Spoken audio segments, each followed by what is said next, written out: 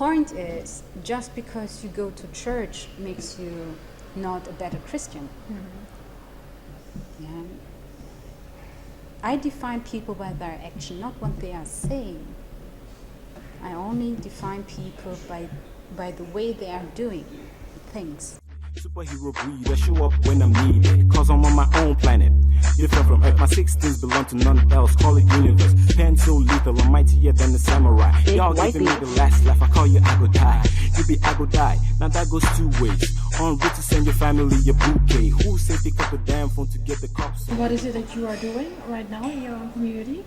In my community, so I help women, refugee women who arrived here new in Germany, help them with, law issues and what kind of, papers, what they have to write down, and interview them so that I can give that interview to the authorities here and so on.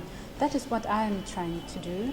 Plus, I also give some lessons, law lessons, to people who don't have the money to pay, tutorial. So to get prepared for exams. So I'm like, okay, I do it for free. Come here, we can do it together. Yes. How it works. Yes. Okay. And I also saw that you were working on a documentary about... it's about the refugee situation in Israel and Sinai. It's very hard because at the moment I try to find out why the Western world is not really talking about it.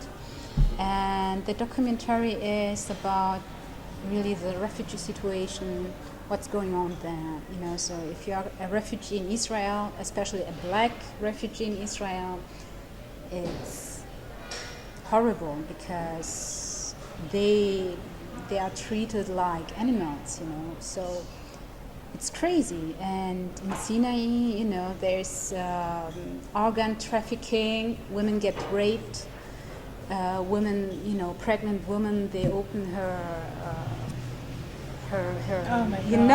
stuff like that. And I'm like, it's impossible that the world is not talking about it, And at the same way, I'm like, okay, if this would happen to some Israel group, the whole world would be in Sinai and would try to make a big history, a big story about it. And to be honest, this is something that makes me sad and angry. But I'm just thinking, how do you explain to people? Because we're talking about there are also good things happening in Africa. Yes. But isn't it, of course, something that's really bad what's happening? So how do you communicate it without losing in mind that you want to promote Africa? Yes. That there are also a lot of good things happening. Yes. How is it? How do you find a balance? It's not easy because I always try, it's hard not to use the racism card in this issue, and it's also not easy to talk about an issue without blaming or in a bad way or showing the ugly face of an ethnic group. So I'm like, okay, they are refugees. They leave their countries for whatever kind of reason. So why do they have to explain or why do they have to suffer this way? And at the same time, it also makes me angry because it's not only Eritrean or Ethiopian, Sudanese or Djibouti. It's the whole East African country infected at this issue, and nobody is standing and talking about it and demonstrating or whatever. People are like, yeah, we are talking about this issue, yeah, we know, and we are paying a lot of payback to get my family out of the kidnapper, because they let them call to the family here in Europe or the States, and they hear them screaming. Yes, and then they tell them, yeah, if you don't pay me $50,000 US, then they get killed. So people here in Europe and in the States, you know, they are trying to collect money to get their people free. But to really look at the way that it's happening there, is it that someone is at the border and says, "I want"? No, it's not at the border. How does that happen? What kind of steps are there? So they try, for example, they leave Eritrea or Djibouti or some Sudan, cross the Red Sea and stranded at the Sinai half island, you know. And there are some kind of Bedouin groups who, you know, they see the group walking and they are hunting them. Wow. They are really hunting them, and they are looking which, you know, if they are in a good condition. If you are in a good condition, they put you in a white van, and then you get some narcos, and then they take everything off what they can sell for other people who need a heart or whatever. Yes, this is the situation, and for me it's like frustrating because nobody is standing up and saying, "Hey, what the hell are you doing with that people?" And how does the media in Germany react? Did you already try to put it Some out there? of them, they write something about it, but it's still nothing compared to what you really want. Nothing. BBC sent last week on Friday a documentation about it, and CNN will also do in Al Jazeera. But you see, that is what I'm talking about. It's still this discriminating at a high level, and it's so hard for me not to talk about racism, because for me it's racism if a whole black community is suffering and dying, you know, and this way, and nobody is standing up and saying, hold on. But there is also another side. There are a lot of rich people in the black community also. I know. From that part. What are they doing? Nothing.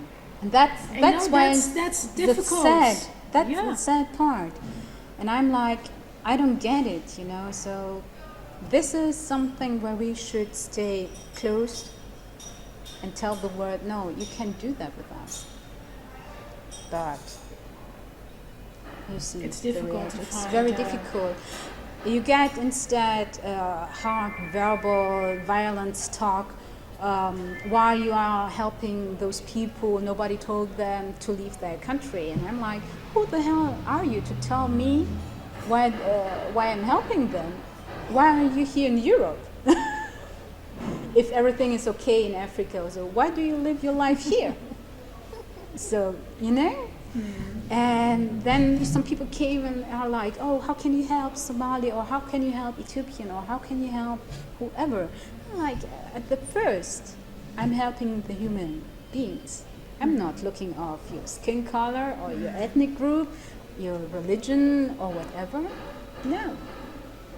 Because you're human and I want to help you. That's it. And that people forget that, and they bring so many issues in this topic where I'm like, do I have to, you know, do I have really to explain you why I'm helping them? Yeah, it's terrible, but it's true. Yes, and that's the sad part of it. So I'd really, maybe you saw it also on my Facebook wall when people try to start a fight. I'm like, oh yeah, funny, you want to judge me? Do you know me? What else do you have to say about me? Things that I don't know about me, but it's okay. Yeah. And they are like, oh, you can't do that, and you are pro this, and you are Sharia, or you are whatever kind of, you know, the Western whore, you know, many kind of talk, there would be talk. But I'm like, okay, if you say well, that... I think you are really in the middle of a lot of things, of course. If you talk about religion, if you talk about country, if you talk about continent, so when you're in the middle, you can... No, I see. I'm like, I see you. And people are like, yeah. The best example is when they try to argue with me about why you are helping women. Of course, a man has a right to do with the woman whatever he wants. And I'm like, where have you read that? And then the argument they have is in the Bible or in the Quran. And I'm like, are you serious? Do you live by the Bible? Do you live by the Quran? Or is it just because for it's you? useful. Yes, because you find that sentence. That line, we're going to use Yes. that line. Where it's written down, woman and, you know. And then they are like, I don't get you. And then they start to be personal. And if people start to talk to me in a personal way, then I know they can't argue anymore. So it's a waste of time, and I'm like, next. A lot of people, of course, assume that you're Muslim or I something. am or- Muslim or Orthodox, Yeah. and but I'm fine with it. So many people are also asking me if I believe in God, and I'm like, yes, I do. And then they start like, do you go to church? And I'm like, okay, what has church with God to do? So if I believe in God, does it mean that I have always go to church? It's something between me and him, and not between you, him, and me, because it's not a group therapy. It's something between me and him. So Would you date someone besides your race? Why not? That's not something that you think, oh, that's going to be a big issue for me somewhere. You know, the big issue is if I make it as a big issue. And I have a lot of conversation and discussion with my family about this issue. But I told them, okay, do you want me to be happy like you guys are? Or is it just you don't want the people to talk about me? So I have to marry the person you want me to marry. And they were like, okay, you have to be happy. And I'm like, so let me find out. My mom is always saying, Rahel, what about kids? And I was like, Mom, you know, if it's only about kids, then I can also have a one-night stand and then you get your kid. And she was like, what? And I was like, so this is, you know, you haven't grown me up this way. Yes. So first you told me always to be like a lady, talk like a lady, act like a lady. And now you are like, we want children, and blah, blah, blah, but without a man, you can't have a child. And if you say you want a child, no matter how, then okay. And she was like, what? Heart attack, you know? So, yeah. My biggest wish is to become a mother, and maybe still working on some project and trying to wake up some people and driving some country crazy with some project. For the records, I'm also not a fan of the Nobel Prize bullshit. No. Yes, I had to say that, because if I look what kind of people won the prize, I'm like, are you serious? What kind of meaning, what kind of translation is that now for the people who went through hell because of the people, and you tell me now they get this prize? You can imagine you have a very big network, but still you choose to do it differently, and that's something I really respect of you. I think what I found the most beautiful thing, and that's what I call fragile strength. Thank you. I get red here. Thank you. Yeah, really nice. Yeah. Thank you, Rahel. I have to thank you. A great time over here. That's right, nigga. Let's get one thing straight and clear. Say you a dog and you